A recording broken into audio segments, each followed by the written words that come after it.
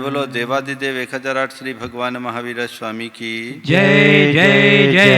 अहिंसा परमो धर्म की जय जय जय। परम पूज आचार्य गुरुवर श्री विद्यासागर जी महाराज की जय जय जय। बोलिए परम पूज्य 108 मुनिवर श्री प्रमाण सागर जी मुनिराज की जय जय जय।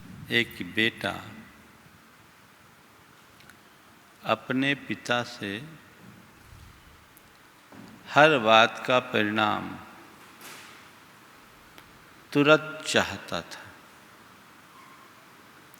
वो कहता था जो हो तुरंत हो। उसे एक पल का भी धैर्य नहीं रहता था। किसी भी कार्य में थोड़ा सा भी विलंब हो तो एकदम से तिलमिला उठता था।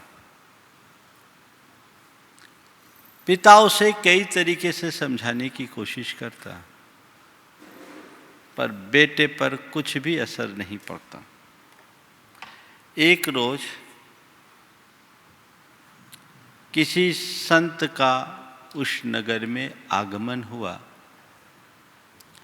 पिता अपने बेटे सहित उनके प्रवचन सुनने के लिए गया। प्रवचनोपरांत उसने अपनी व्यथा संत के समक्ष प्रकट की। संत ने पिता पुत्र दोनों की बातों को बड़े धैर्यपूर्वक सुना और उसके बाद बेटे को एक तरफ बुलाया और उससे एक आम का पौधा लगवाया। बेटे ने सेठ संत की बात का अनुकरण करते हुए तुरंत पौधा लगा दिया। जैसे लौट कर आया तो पौधा लगा दिया, वो लगा दिया। जाओ आम उगाया होगा ले आओ। अभी किसे जाओ देखो तो आम उगाया होगा ले आओ। वो गया, आम तो उगा नहीं था। लौट के आया, बोले गुरुदेव उसमें आम नहीं लगा। 5 मिनट बाद फिर बोला देखो अब उगाया होगा जाओ। उसे लग तो रहा था कि इतनी जल्दी आम कैसे उगता है, फिर भी संत की बात का लिहाज करते हुए गया, आम नहीं उगा। थोड़ी देर बाद फिर उसने कहा देखो अब तो उगाया होगा। उसने सोचा शायद संत प्रवर का कोई चमत्कार हो गया, ना उगा। चौथी बार जब संत ने उसे जाने के लिए कहा देखो आम उगाया, बोले गुरुदेव 3 बार देखा है वहां आम उगा नहीं है। आम बोले जा चौथी बार एक बार और तो देख क्या आम नहीं उगा। आम नहीं उगा। अब की बार जैसे ही 5वीं बार कहने को हुआ, कहा गुरुदेव आप बार बार क्यों भेज रहे हैं, वहां आम उगेगा क्या, ऐसे कोई आम उगता है? संत ने पूछा ये बताओ आम क्यों नहीं उगा? आम का पेड़ है तो आम तुरंत उगना चाहिए। नहीं गुरुदेव, आम का पेड़ धीरे धीरे बढ़ता है और उसके बाद जब बड़ा होता है उसका सीजन आता है तभी आम फलता है। तो संत ने कहा बस मैं तुझे यही तो समझाना चाहता हूँ, जैसे आम का पेड़ भी समय पाकर फलता है वैसे ही संसार का हर काम समय पाकर के ही फलता है। मुश्किल यह है कि आम के बड़े होने तक, फलने तक का धैर्य, धीरज, पेशेंस तुम्हारे भीतर रहता है, लेकिन किसी काम को पूर्ण होने का पेशेंस क्यों खो बैठते हो? अपने जीवन को सफल बनाना है तो पेशेंस रखिए। आज पी फॉर पेशेंस की बात है। मनुष्य को अपने जीवन व्यवहार में पेशेंस रखना चाहिए। अगर देखा जाए पेशेंस या धैर्य एक ऐसा गुण है जो सभी उपलब्धियों का आधार, चाहे व्यवहारिक जीवन की बात हो, चाहे व्यापार की बात हो, चाहे परिवार की बात हो या आध्यात्मिक उत्कर्ष की बात हो, अगर आपके अंदर धैर्य है तभी आप सफल होंगे और धीरज नहीं तो आप अच्छा अवसर भी खो देंगे। आजकल देखने में यही आता है कि लोग व्यवहारिक जीवन में तनिक भी धैर्य नहीं रखते। हमें चाहिए कि हम धैर्य रखना सीखें, अभ्यास बनाएं। आप अपने मन को पलट कर देखिए, आपकी मानसिकता क्या कहती है। किसी भी कार्य में आपके मन में धीरज रहता है या उतावलापन, आप पेशेंस रखते हो या इम्पेशेंट, क्या स्थिति होती है? ज़्यादातर आप पाओगे कि मन में कोई इच्छा उठी, हमें तुरंत उसका रिजल्ट चाहिए। होता है, नतीजा क्या निकलता है? बना बनाया काम बिगड़ जाता है ना? आप मान लीजिए व्यापार कर रहे हैं और कोई व्यक्ति ये सोच करके व्यापार करे, अपनी योजना बनाए कि मैं व्यापार करूंगा और उसमें मुझे फट से सफलता मिलेगी। पर मैं आपसे पूछता हूं, ऐसा कोई भी व्यक्ति हुआ है इस दुनिया में कि आज व्यापार किया और आज ही उसकी अंतिम परिणति तक पहुंच गया? टाइम तो लगता है ना। जिसके अंदर पेशेंस होता है वो उपलब्धियां पाता है, और जो पेशेंस खो देता है वो टूट जाता है। मैं दो भाइयों की बात कर रहा हूं आपसे। दो सगे भाइयों ने एक ही जगह अपने किसी शुभ चिंतक के कहने पर निवेश किया। पहले ने ये सोचकर निवेश किया कि मुझे 3 साल तक उसे देखना ही नहीं है, और दूसरा ये सोचकर निवेश किया था, उसे ये बताया गया था कि थोड़े ही दिनों में डबल होगा। अब क्या है, पहला जो 3 साल के लिए निश्चिंत होकर के रखा था वो उधर देखा ही नहीं कि मुझे 3 साल उधर देखना ही नहीं, और दूसरा रोज उसका रेट देखे, रोज उसका रेट देखे, रोज उसका रेट देखे। थोड़े दिन रेट चढ़ा पर उसको लगा कि डबल हो जाना चाहिए। इसी बीच उसका रेट गिरना शुरू हुआ। जब रेट गिरने लगा तो उसे लगा ये तो उल्टा सौदा है, मैं किसी के गलत सीख पर आगे बढ़ गया, शायद ये मेरा स्टैंड गलत होगा। उसने अपना धैर्य खो दिया और उसने अपना जो स्टॉक था उसे बेच दिया। संयोग जिस दिन बेचा उसके दूसरे दिन से उसका दाम बढ़ना शुरू हो गया, और बढ़ता बढ़ता बढ़ता बढ़ता वो चीज़ 10 गुनी कीमत का हो गया। जिस भाई ने धैर्य रखा उसने 10 गुना फायदा पाया, और जिसने अधीरता में उसे बेच दिया वो बाद में पछता रहा है, मैंने अधीरता न की होती तो मैं भी ये कमा लेता। भैया तुम्हें तो खुद समझना चाहिए। हालांकि ऐसे कार्यों में आप लोग अपना धैर्य तो फिर भी रख लेते हैं, लेकिन अपने अन्य जीवन व्यवहार में आप क्या करते हैं? कुछ बातें आज मैं आप सबसे करने जा रहा हूं कि जीवन व्यवहार में कहां कहां धैर्य अपेक्षित है। मान लीजिए आपसे किसी व्यक्ति ने कोई अनुचित टिप्पणी की, उस टिप्पणी को सुनकर के आपके मन में क्या आता है? तुरंत प्रतिक्रिया देने का,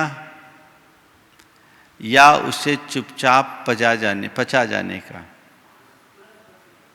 हाँ, रिजल्ट क्या होता है? सामने वाले ने आप पर टिप्पणी की, आपने उसकी तुरंत प्रतिक्रिया दी, हुआ क्या? आग में घी डाला, ज्वाला बन गई। अब तक का तो यही हाल होता है।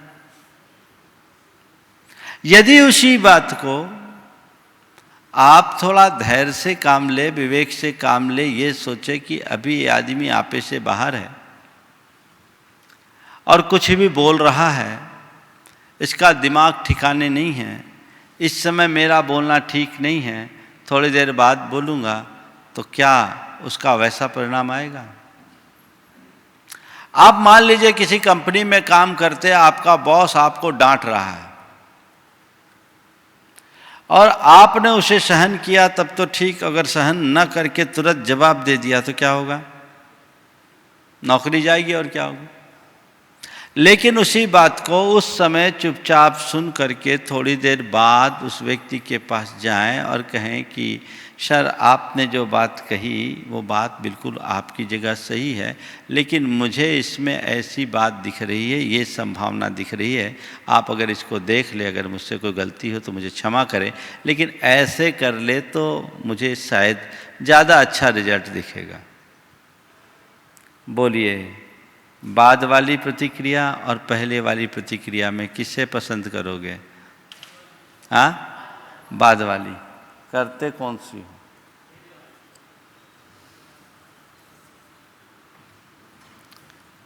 करते कौन से हो? तब पहली वाली प्रतिक्रिया क्यों? परिणाम तो बिगड़ता है, हड़बड़ में गड़बड़ होता है। एक आदत डाले, तुरंत प्रतिक्रिया नहीं करेंगे। आप घर में हैं, परिवार में माँ से, सास से, बहू से आपस में कोई तनातनी हुई, आपने दिमाग में रखा अभी हमारे हस्बैंड आएंगे और फिर हम इनको सबक सिखाएंगे। पति लौट कर आया, थका हारा, आकर बैठा ही नहीं, आपने अपना रोना रोना शुरू कर दिया, क्या होगा? सामने वाला झुंझलाएगा, झुंझलाएगा कि नहीं? आपने किसी को कोई काम बोला कि आप ऑफिस से आओगे वो काम करके आना, अगला आया, अभी बैग भी नहीं रखा और आपने उसके लिए पानी वगैरह पीने की बात भी नहीं की, उसे बैठने की बात का अवसर भी नहीं दिया और कोई बात नहीं, सीधे सीधे अपनी बात सामने वाले के लिए के समक्ष ठोक दी कि ये काम हुआ कि नहीं हुआ। क्या प्रतिक्रिया होगी? क्या प्रतिक्रिया होगी? कायदा क्या कहता है? आया है आदमी, थका हारा आया है, थोड़ा सा कूल करो और कूल करके उसको बिठाओ, बिठाने के बाद फिर धीरे से अपनी बात रखो तो उसका सॉल्यूशन निकलता है। ये छोटी छोटी बातें हैं, लेकिन इसी में गड़बड़ होता है। आप आए हो, आपको भोजन करना, आपने आते ही कहा तुरंत भोजन परसो। अब भोजन सामने वाले ने सोचा कि हम गरम गरम बना कर देंगे और उस चक्कर में आपको अगर भोजन आने में 5 मिनट का भी विलंब हो गया तो उस घड़ी क्या करते हो? हाँ, क्या करते हो? हंगामा। पति दफ्तर से आया, पति दफ्तर से आया, बोला जल्दी भोजन पर आओ, भोजन परसो। 10 मिनट रुको, तैयार कर रही हूँ। जल्दी भोजन परसो। पत्नी ने कहा 10 मिनट रुको, भोजन तैयार कर रही हूँ। पति ने कहा इतनी भूख नहीं सही जाती, मैं तो सीधा अब होटल चला। पत्नी ने कहा 5 मिनट रुको, मैं भी कपड़े बदल कर आ रही हूँ, मैं भी आती हूँ पीछे से, 5 मिनट रुको। लेकिन इन्हीं छोटी छोटी बातों में है बहुत साधारण सी बात, अभी गहराई की बात तो मैं आगे करूंगा, लेकिन इन्हीं छोटी छोटी बातों में आप अपने आप को कितना ज्यादा अधीर कर देते हैं और इन्हीं कारणों से बहस होती है, लड़ाइयाँ होती है, तू मैं होती है। एक सूत्र बनाएं, व्यवहारिक जीवन में हम तुरंत परिणाम की अपेक्षा नहीं रखेंगे, और त्वरित प्रतिक्रियाएं नहीं देंगे। कोई भी कार्य हो तो उसके संपन्न होने तक पेशेंस रखेंगे। यदि इतनी सी बात अगर हमने अपने मन में धार ली तो मान करके चलना कि हमने बहुत कुछ पा लिया। छोटी सी बात है, अपने मन की क्षमता को बढ़ाने के लिए बहुत जरूरी है। दूसरी बात, जब कोई अशुभ प्रसंग आता है, मान लीजिए कोई बीमारी हो जाए, कोई विपत्ति आ जाए, कोई दूसरी विसंगति जीवन में जुड़ जाए या अन्य प्रकार की विषमता आती है, उस घड़ी आपके मन में क्या होता है? अरे अब क्या होगा? आप घबरा उठते हो। क्या हो गया, क्या हो गया, क्या हो गया? आज ही ठीक होना चाहिए, आज ही ठीक होना चाहिए, आज ठीक हो ही नहीं रहा। अरे सब दवाई कर लिए, कोई दवाई लग ही नहीं रही है, क्या करे क्या करे क्या करे? होता है। ज़्यादातर लोग ऐसी स्थिति में अंदर से टूट जाते हैं, वे डिप्रेशन के शिकार हो जाते हैं, उनका आत्मविश्वास कमज़ोर हो जाता है। अगर ऐसी घड़ी में व्यक्ति ये सोचे कि चलो बीमारी आई है, अब जाते सी जाएगी, एक दिन में आई है, आई नहीं तो एक दिन में जाएगी भी नहीं। अब हमारे हाथ में चिकित्सा है, हम बेहतर से बेहतर इलाज कराएं, उसमें किसी प्रकार की कमी अपने तरफ से न रहने दें। लेकिन अब काम तो धीरे धीरे ही होगा। यदि इतना सा धैर्य मन में आ जाए तो पीड़ा भले होगी, पीड़ा जन व्याकुलता बिल्कुल भी नहीं होगी। होता है। लेकिन क्या होता है? ज़्यादातर लोग, आदमी तो बीमारी से परेशान होता है और पूरा परिवार उसकी आकुलता से परेशान होता है। ये छोटी सी बात है, यहाँ हमें धैर्य रखना चाहिए। कोई भी स्थिति हो, विपत्ति में धैर्य से बड़ा और कोई साधन नहीं है। और मनुष्य के धैर्य की परीक्षा विपत्ति के काल में ही होती है। ये हमें हमेशा ध्यान में रख करके चलना चाहिए कि अगर आपके अंदर धैर्य है तो बड़ी सी बड़ी विपत्ति को भी आप टाल सकते हैं। धीरज रखना सीखना चाहिए। एक बार ऐसा हुआ, एक पिता अपने बेटे के साथ कार से जा रहा था। बियावान जंगल था। अचानक तूफान उठा, बारिश होने लगी। इतनी घनघोर वर्षा कि कुछ दिखे भी नहीं, ढंग से कुछ दिखे नहीं। बेटा गाड़ी चला रहा था, घबरा उठा। उसने कहा, पापा भयानक तूफान है, कुछ दिख नहीं रहा है, आगे बढ़ा नहीं जा सकता। पिता ने कहा, बेटा चल आगे चल।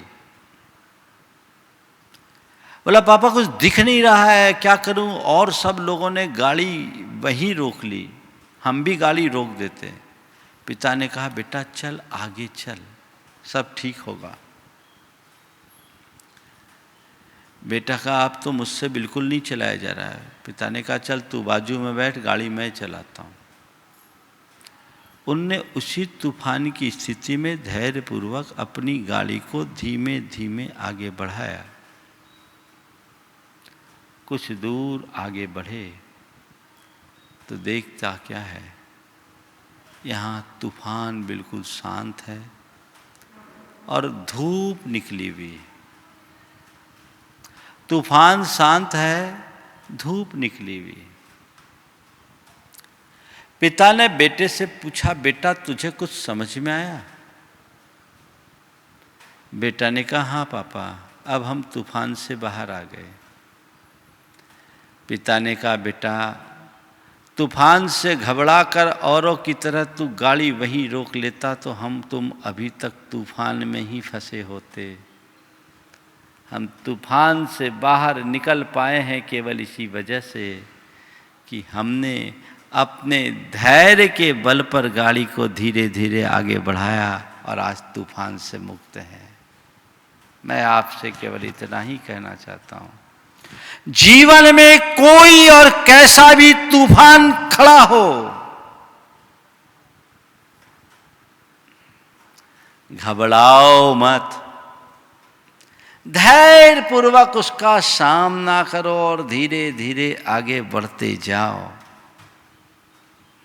हर तूफान एक दिन शांत होता है।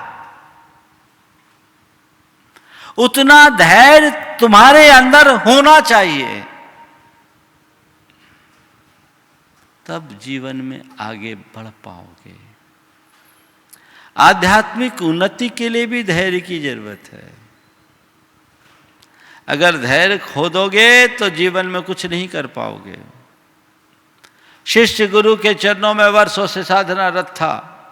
एक दिन गुरु चरणों में आया, कहा गुरुदेव अरसा बीत गया आपके चरणों में आते हुए, साधना कर रहा हूँ पर आज तक मेरी साधना सिद्धि में परिवर्तित नहीं हो पाई। क्या मेरी ये साधना व्यर्थ होगी? मुझे अपनी साधना का फल प्राप्त नहीं होगा।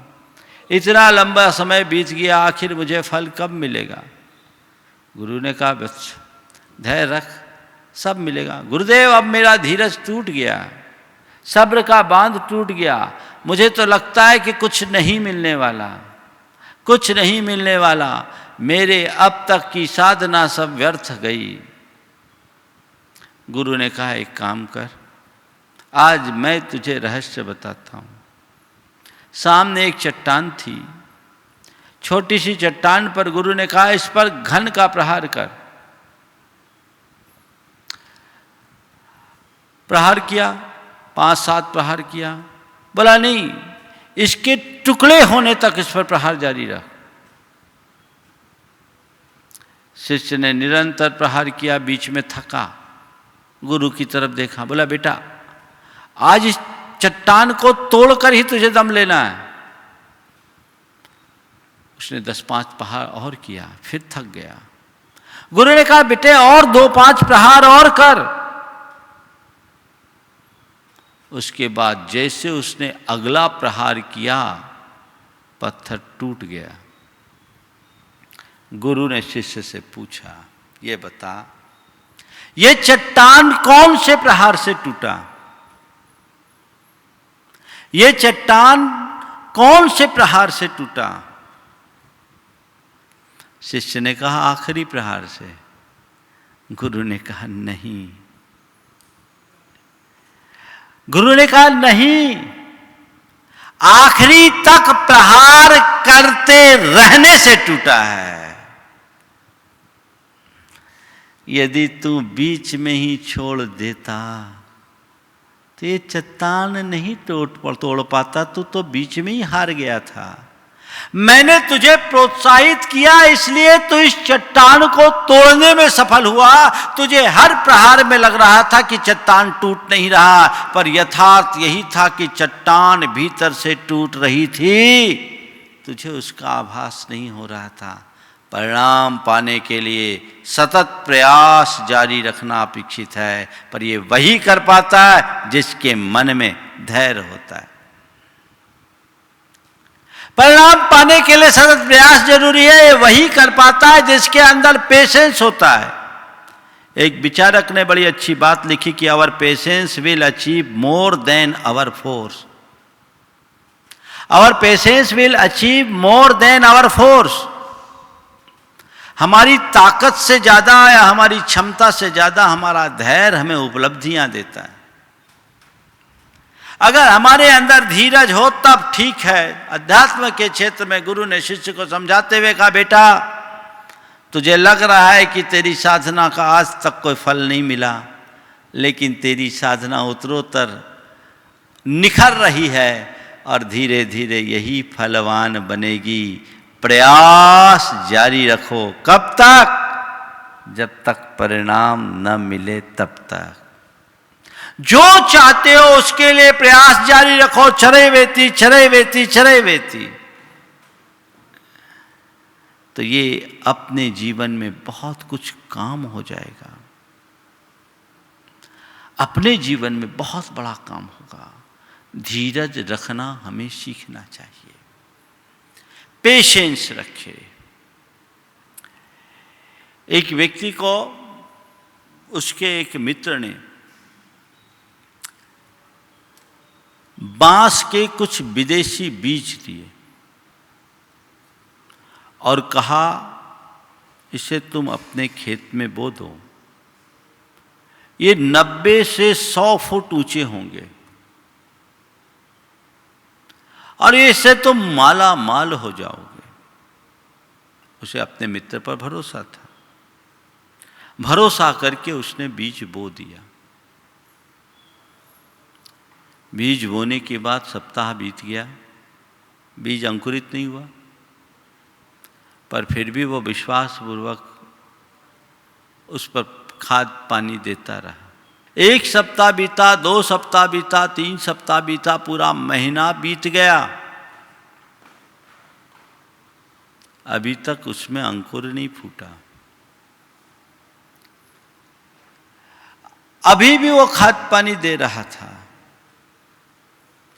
लेकिन अब उसके आसपास के सारे किसान आकर के उसे उलाहना देना शुरू करे, भैया मेहनत व्यर्थ क्यों कर रहे हो, ऐसा कुछ नहीं होगा, तुम्हारा श्रम भी जाएगा और बीज भी जाएगा। लेकिन उसने कहा कि नहीं, मुझे अपना प्रयास जारी रखना है, क्योंकि मुझे कहा गया है कि ये बीज फलेंगे और 90 से 100 फुट ऊंचे बांस होंगे। ऐसा करते करते 1 वर्ष बीत गया, एक भी अंकुर नहीं फूटा। सब लोग उसकी हंसी उड़ाने लगे, कहने लगे ये तो पागल हो गया, व्यर्थ तुम श्रम क्यों कर रहे हो। एक बार ये लोगों की बातों का उस पर प्रभाव पड़ा, लेकिन तभी उसने कहा नहीं, जिस व्यक्ति ने कहा है वो व्यक्ति झूठा नहीं, ये बीज उगेगा, मुझे अपना क्रम जारी रखना है। बीतते बीतते 5 वर्ष बीत गए, एक भी अंकुर नहीं फूटा और लोग उसे पागल घोषित कर दिए।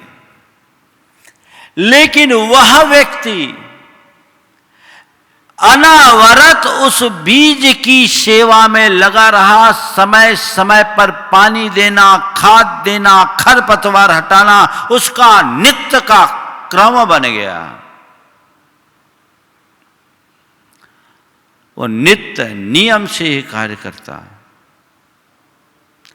5 वर्ष बाद एक दिन उसे इन बीजों में से अंकुर प्रकट होते दिखाई पड़े। अंकुरित होता देख वह खुशी से झूम उठा। गांव भर के लोगों को भी लगा कि 5 साल बाद ये अंकुर उठा, गजब। हफ्ते भर बाद देखा तो 9 फुट ऊंचे हो गए। दूसरे हफ्ते देखा 18 फुट के हो गए। तीसरे हफ्ते देखा 27 फुट के हो गए। सबको आश्चर्य का कोई पारावार नहीं। देखते देखते देखते देखते वो 90 और 100 फुट के हो गए। और उस बांस से उसने अपने उन सारे सपनों को पूरा कर लिया जिसे उसने गढ़ रखा था। कल तक जो उससे हंसी उड़ाते थे, अब सब उसे अपना गुरु बनाने लगे और सब उसका अनुकरण करने लगे। बस बात मैं आपसे केवल इतना ही कहता हूं, वो व्यक्ति उसमें सफल कब हुआ? जब उसके अंदर पेशेंस रहा, धैर्य रहा। आप अपने मन के धैर्य को बढ़ाए रखना चाहते हो, 4 बातों को ध्यान में रखो। अपने लक्ष्य को सामने रखकर चलो। पहला काम, लक्ष्य को सामने रख कर के चलना है। जो हमें पाना, हमें केवल उसे देखना है, एकदम करते चलो। दूसरी बात, आत्मविश्वास पूर्वक अपना प्रयास जारी रखो। आत्मविश्वास पूरा रखो, प्रयास जारी रखो। उसका अगर आत्मविश्वास कमजोर हो गया होता, विश्वास कमजोर हो गया होता, प्रयास रोक दिया होता, तो जो उसने हासिल किया वो नहीं कर पाता। नहीं, स्थितियां बदलेगी, जरूर बदलेगी। आज नहीं तो कल हम होंगे निश्चित सफल। ये सोच अपने अंदर होनी चाहिए। आत्मविश्वास से अपने आप को लबरेज रखिए। परिणाम आएगा, आएगा, आएगा। और जब तक परिणाम नहीं आए तब तक मुझे प्रयास करना है, करना है, करना है। घबराना नहीं है। एक दिन तो घूरे के भी दिन फिरते हैं। फिरते हैं कि नहीं फिरते हैं? घूरे के दिन जहां कल तक कचरा है वहीं अट्टालिका खड़ी हो जाती है, महल खड़ा हो जाता है। प्रयास जारी रखो। आज नहीं तो कल, आज नहीं तो कल, आज नहीं तो कल ये होगा। आत्मविश्वास होना चाहिए। एक युवक मेरे पास आया, बड़ा हताश, निराश सा। वो 3 बार यूपीएससी का अटेम्प्ट कर चुका था, पर सफल न होने के कारण हताशा से भर गया था। उसका मन अधीर हो उठा था, हिम्मत तोड़ चुका था। मेरे पास आया। उसने कहा, महाराज मुझे लगता है कि मेरे जीवन में सुख है ही नहीं, मेरा जीवन यूं ही चला जाएगा। मैंने उससे जब बातचीत की तो उसने अपनी सारी बातें कही कि मैंने 3 बार यूपीएससी का अटेम्प्ट किया, जिसमें एक बार प्री निकाला, दूसरी बार मेंस और तीसरी बार इंटरव्यू भी गया, लेकिन वो सिलेक्ट नहीं हो पाया। हमने कहा, अरे इतने प्रतिभाशाली होने के उपरांत तुम हताश होते हो? तुम भाग्यशाली हो। लाखों बैठते हैं, उसमें से प्री में बहुत थोड़े निकलते हैं, मेंस में और कम निकलते हैं, इंटरव्यू में कितने निकलते हैं? बोले महाराज जितनी वैकेंसी होती है उससे 3 टाइम। हम बोले तुम बताओ, लाखों में से तुम 1000 में आए हो, भाग्यशाली हो कि नहीं? उसमें तुम सिलेक्ट नहीं हुए, हिम्मत क्यों हारते हो? 3 मौका बीता है, अभी 4था मौका तुम्हारे पास है कि नहीं? बोले महाराज एक अटेम्प्ट तो है, लेकिन अब मेरी फाइनेंशियल पोजीशन नहीं है, मैं कैसे क्या करूं, कुछ कर नहीं सकता। हमने कहा, अरे अपना करियर तो एक रिक्शा वाला भी पूरा कर लेता है, अखबार बेचने वाला भी अपना जीवन चला लेता है, हिम्मत क्यों हारते हो? धीरज पूर्वक लगो, एक बार और लगो, अपने खर्चे के लिए कोई ना कोई व्यवस्था कर दो, कुछ बच्चों को ट्यूशन पढ़ा दो। और तुमने इतनी पढ़ाई तो कर ही ली है, केवल अपना कंसंट्रेशन रखना है और अपने आत्मविश्वास को जगा करके धैर्यपूर्वक पेपर देना है। मेरे थोड़े से मोटिवेशन से उसका मन बदला, 4था अटेम्प्ट दिया और उसमें उसका सिलेक्शन हो गया। आज कस्टम का अधिकारी है। मन में धीरज चाहिए। कोई भी समस्या हो उसका सॉल्यूशन धैर्य से होगा, और जब तक परिणाम ना हो आत्मविश्वास पूर्वक प्रयास जारी रखो। और नकारात्मक बातों, नकारात्मक लोगों से दूरी बना के रखो। ऐसे सलाहकार बहुत आ जाते हैं, रायचंदों की समाज में कमी नहीं है, जो तुम्हें डीमोटिवेट करते हैं, बिना मांगे सलाह देने आ जाते हैं, ऐसा कर लो, वैसा कर लो, ये कर लो, वो कर लो। होता है ना? अगर उनकी बातों में किसान आ गया होता तो रह गया होता। वो उन सब से बचता रहा। ऐसे ही तुम भी बचो, नकारात्मकता को अपने ऊपर हावी मत होने दो। नकारात्मक लोगों से दूरी बना के चलो। तुम्हारे मन में कभी अधीरता नहीं आ पाएगी, मन में धैर्य अपने आप बनेगा। ठीक है, आज नहीं कल बदलेगा। और भय और आशंका से अपने आप को मुक्त रखो। भय और आशंका से अपने आप को मुक्त रखो। मन में किसी प्रकार का भय और आशंका नहीं रहना चाहिए। जब तक डर और आशंका तुम्हारे मन में बनी रहेगी, कभी सफल नहीं हो सकोगे। तो सफलता के लिए धैर्य होना, पेशेंस होना एक बहुत बड़ी जरूरत है। हर काम में धीरज रखना शुरू कीजिए। उतावलापन से अपने आप को दूर रखने की कोशिश कीजिए। कर दिया, अब धीरे धीरे हो जाएगा। कई बार लोगों के मन में अधीरता आती है जीवन में आगत विषमताओं के कारण। मन टूटता है, क्या करे। कई बार लोगों के जीवन में एक के बाद एक ऐसी परेशानी पर परेशानी हावी होने लगती है और उससे आदमी फिर अंदर से टूट जाता है। एक व्यक्ति, एक प्रकरण मेरे पास आया, आप लोग भी सुनोगे ताजुब करोगे। एक व्यक्ति थोड़ा कर्जदार हो गया और कर्जदार भी क्या, लगातार 10 वर्षों से उसे नुकसान पर नुकसान होता रहा। बाजार की बड़ी देनदारी हो गई और लेने वाले लोग उस पर सिर पर चढ़ने लगे।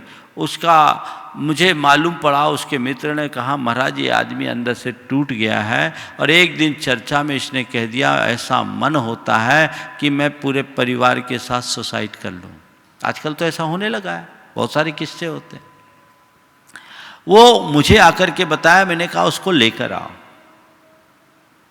जब आया उससे मैंने पूछा क्या बात है। उसने अपनी सारी व्यथा कथा बताई। ज़्यादा बहुत कर्ज नहीं था, कुल 20 लाख का लोन था, कुल 20 लाख का लोन। लेकिन पिछले 10 वर्षों से लगातार नुकसान, और उसके लिए 20 लाख की लायबिलिटी एक बड़ी लायबिलिटी थी, क्योंकि एसेट्स के नाम पर के पास एक छोटे से मकान के अलावा कुछ नहीं था, और मकान भी कुल 10 लाख से ज़्यादा की नहीं। वो अंदर से टूट गया था कि मैं क्या करूं। उसने मुझसे कहा महाराज जी मुझे लगता नहीं है कि मेरे जीवन में कभी सुख आएगा। ऐसे रोज रो करके जीने से क्या फ़ायदा। मैंने केवल उससे एक ही बात ही कहा, भैया घबराते क्यों, रात के बाद तो प्रभात होता है, तुम घबराओ मत। महाराज मेरे पास कुछ नहीं है। हम बोले अच्छा ये बताओ तुम अपनी एक किडनी बेचोगे तो क्या मिलेगा। बोले महाराज कम से कम 5 लाख तो मिल ही जाएगा। हमने कहा तुम्हारे शरीर में से तुम अपनी एक आँख किसी को दे दो तो महाराज लाखों मिलेंगे। हमने कहा तूने कह दिया मेरे पास कुछ नहीं है, और तू अपना और अपने पूरे परिवार की हत्या करके आत्महत्या करना चाह रहा है। सोच, केवल तेरी एक किडनी तेरे कहे अनुसार 5 लाख की है, तेरी एक आँख लाखों की है, तो इतना तो केवल तेरे शरीर के 2 आर्गन का मूल्य है। और आर्गन्स को देख ले तो तेरी कीमत कितनी है। तू अधीर क्यों होता है, और तू अपनी किडनी के साथ पूरे परिवार की किडनी भर की मूल्यांकन कर ले, क्या होगा। महाराज मैंने ऐसा तो कभी सोचा नहीं। मैंने उसे समझाया घबरा मत, रात के बाद प्रभात होता है। महाराज लोगों का सामना कैसे करूं, हिम्मत नहीं होती, सबकी देनदारी है। हम बोले मर जाना समाधान नहीं, ये तो भागना है, सामना तो करना पड़ेगा।